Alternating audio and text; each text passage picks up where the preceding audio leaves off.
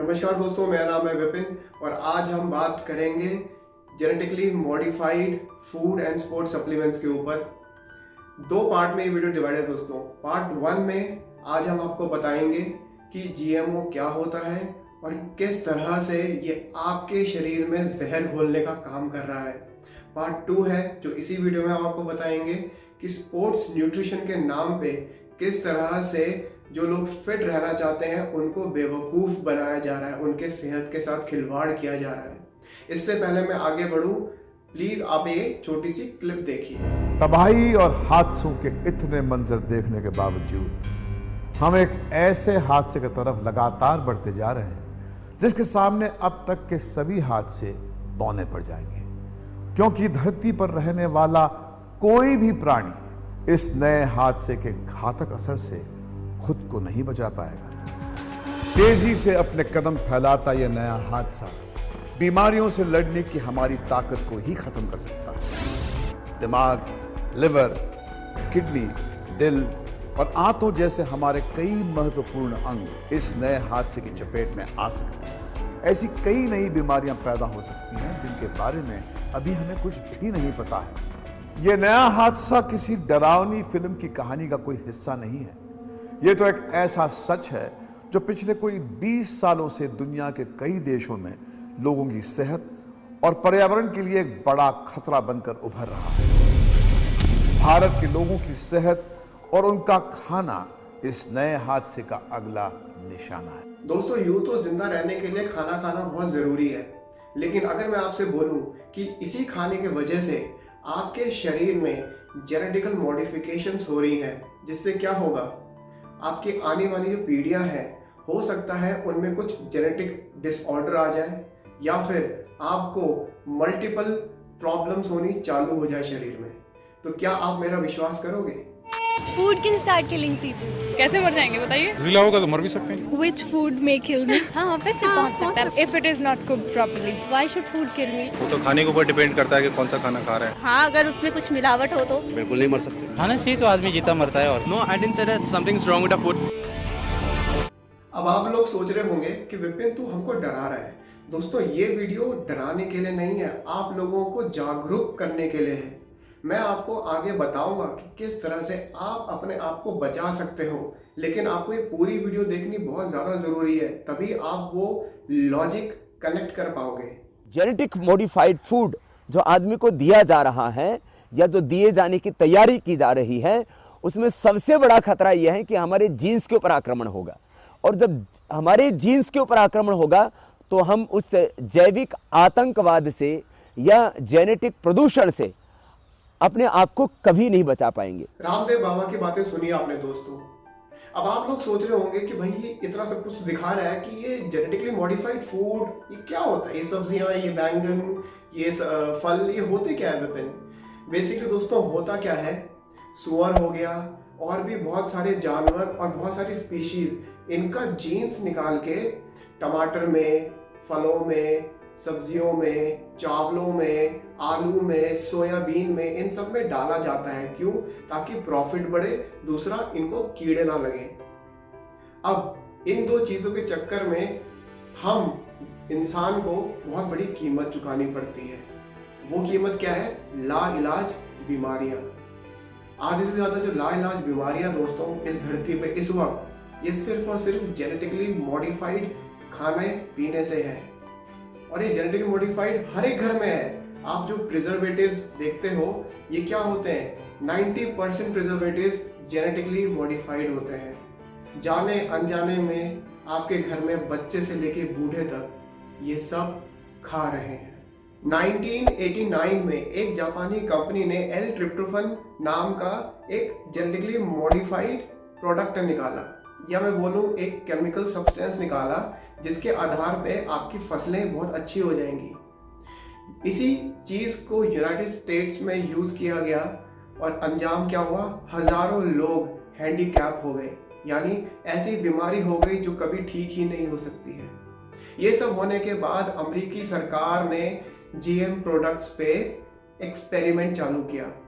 उन्होंने क्या किया? उन्होंने चूहे लाए, उन पे ये एक्सपेरिमेंट करे और यकीन माने दोस्तों, एक भी चूहा नहीं बचा।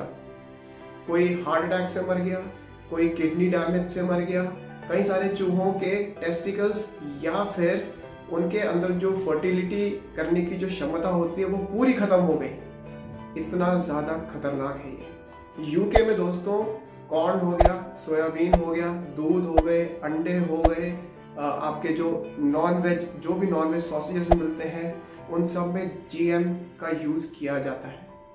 साथ ही में अगर मैं जर्मनी में बोलूं, जितना भी आलू जर्मनी में बनता है वो जीएम में है।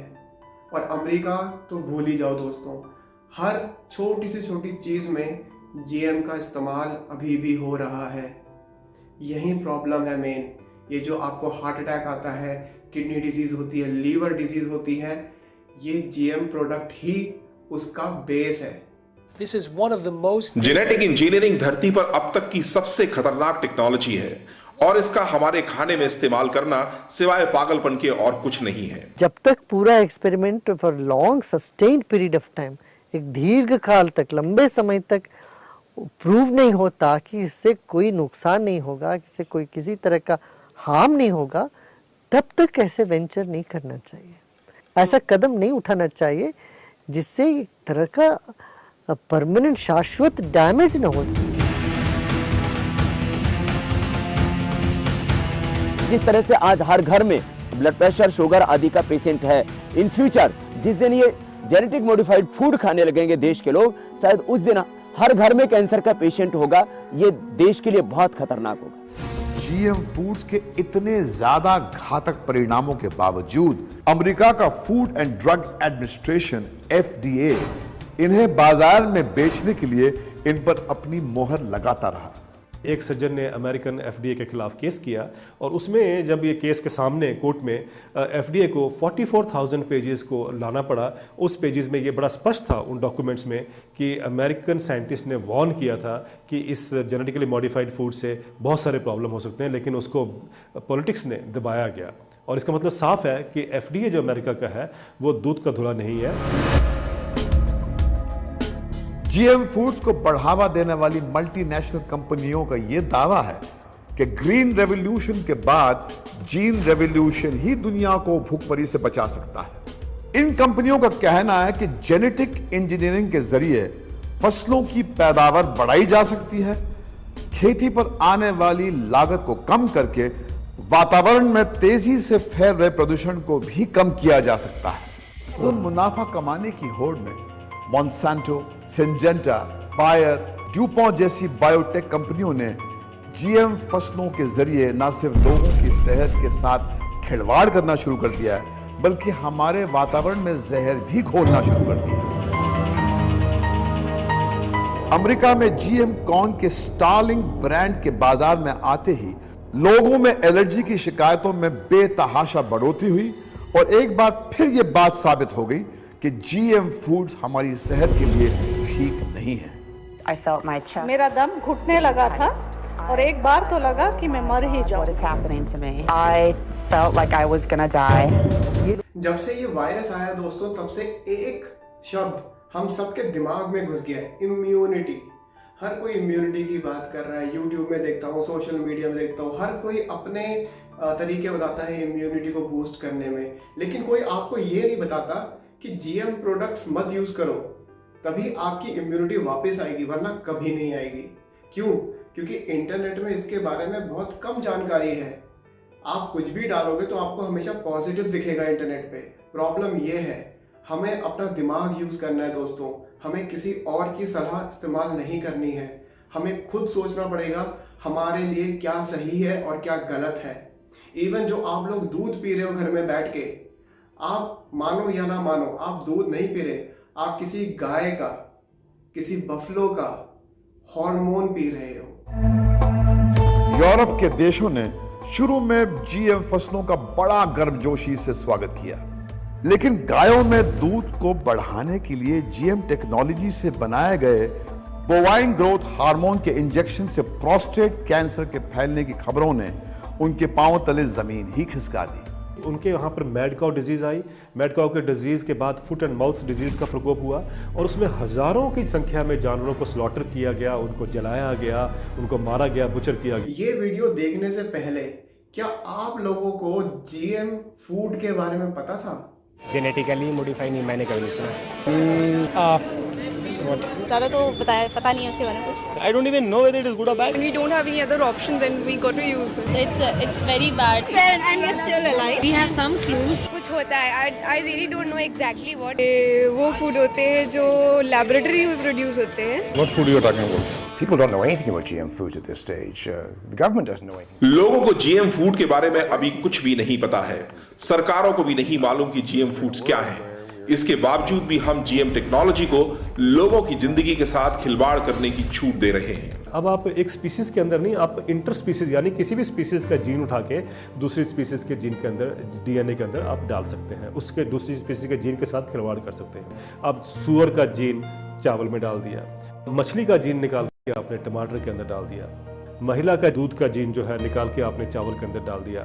जिस तरीके से आज किसी जीन को निकाल के कहीं आप डाल देते हैं और वो जो पदार्थ जब मार्केट में आएंगे तो ये लाजमी है कि हमारी जब बहुत सारी बड़ी जनसंख्या है उसमें एथिकल, रिलीजियस और मॉरल इश्यूज जो हैं वो सामने आएंगे और उनको ठेस पहुंचेगी। आइए दोस्तों, अब मैं आपको एक चिप्स का ब्रांड दिखाता हूं जिसमें जीएम फूड यूज होते हैं।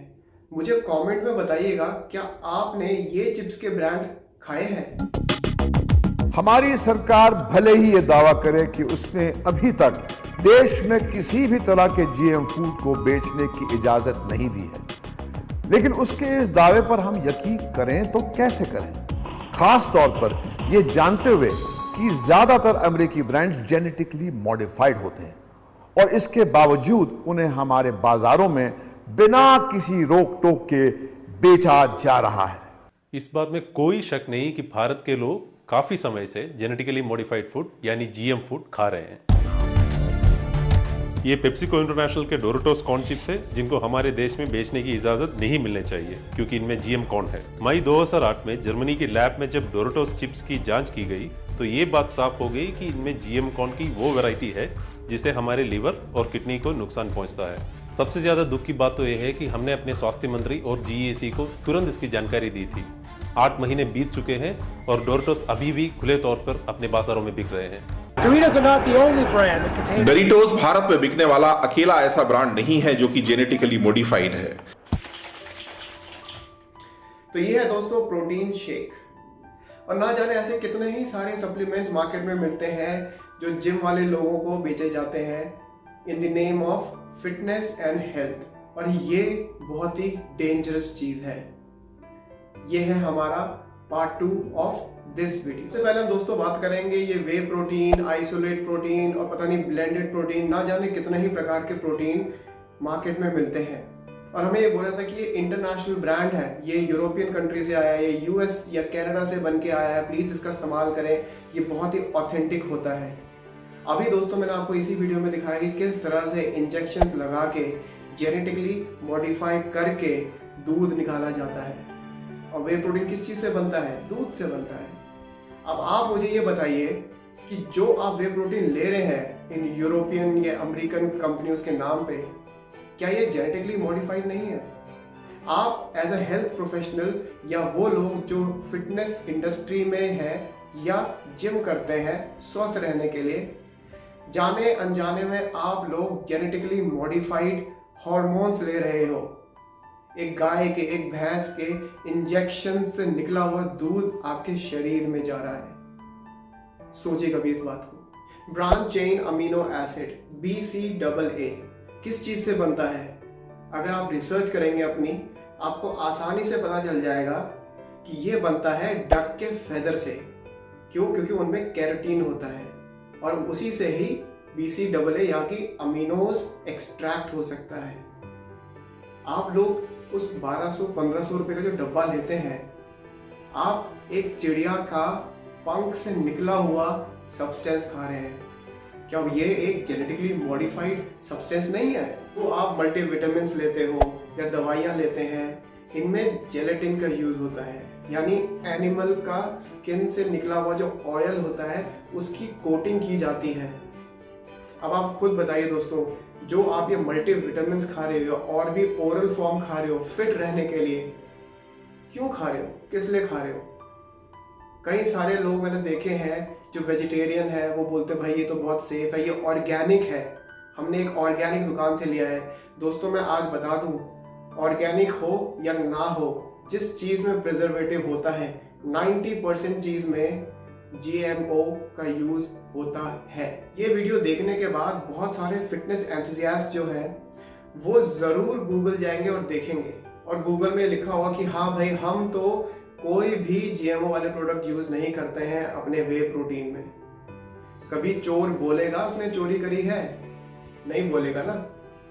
अपना दिमाग यूज़ करिए, सोचिए समझिए और तब जाके प्रोडक्ट्स को खरीदिए। अब पहचान की बात करें दोस्तों, ये पहचान कैसे होती है और हमें ऐसा क्या करना है कि हम नॉन GMO वाली चीज़ें खाएं। सबसे पहले आप लोगों को क्या करना है, फलों को देखिए, सब्जियों को देखिए और समझिए। एग्जाम्पल मैं टमाटर का लेता हूँ। जो नॉन GMO का टमाटर होता है वो दिखने में इतना सुंदर नहीं होता, ऐसा लगता है कि इसमें रस नहीं है और उसकी शेप थोड़ी सी ऊबड़ खाबड़ सी होती है। लेकिन जब हम GMO वाला टमाटर देखेंगे तो ये दिखने में गोल मोल, बहुत सुंदर, लाल एकदम, और ऐसा लगता है कि चमक रहा है, ये तो शाइन है, इसमें तो बहुत ज़्यादा रस होगा। ऐसी चीज़ों का सेवन नहीं करना है। दूसरी चीज़, जो हमारे घर के बाहर रेडियाँ लगती है ना दोस्तों, वहाँ से फल सब्जियाँ खरीदें, ना कि डिपार्टमेंटल स्टोर से। क्यों? क्योंकि डिपार्टमेंटल स्टोर में 95% चीज़ें GMO ही होती हैं। तीसरा और आखिरी और सबसे ज़्यादा इम्पोर्टेंट, प्लीज़ आप ये ना देखें कि किसी लेबल में लिखा हुआ है कि ये एक ऑर्गेनिक प्रोडक्ट है। एक चीज़ अपने दिमाग में आप सेट कर लीजिए, जो भी प्रोडक्ट आप देख रहे हो, चिप्स से लेके स्ट्रॉबेरीज से लेके जैम से लेके सॉस से लेके, जो भी आप डिपार्टमेंटल स्टोर में देख रहे हो, 95% प्रोडक्ट्स में GMO है। क्यों? ताकि उनकी जो शेल्फ लाइफ है वो लंबी रहे, वो टेस्टी हो, दिखने में खूबसूरत लगे। इसीलिए तो लिखा होता है ना, एक्सपायरी डेट 2 साल की, 6 महीने बाद होगा, 1 साल बाद होगा। क्यों लिखा होता है? क्योंकि ये GMO के वजह से ही होता है। तो ये थी कुछ चीज़ें दोस्तों जो मैं आपको समझाना चाहता था, बताना चाहता था। प्लीज़ इस वीडियो को शेयर करें, अपने दोस्तों को, रिलेटिव्स को, सबको दिखाएं और बचें GMO से। बस मैं यही चाहता हूँ और आज की वीडियो का यही लक्ष्य है। ऐसे ही मुझे लाइक सब्सक्राइब करते रहें। आज्ञा दीजिए। जय मां भारती।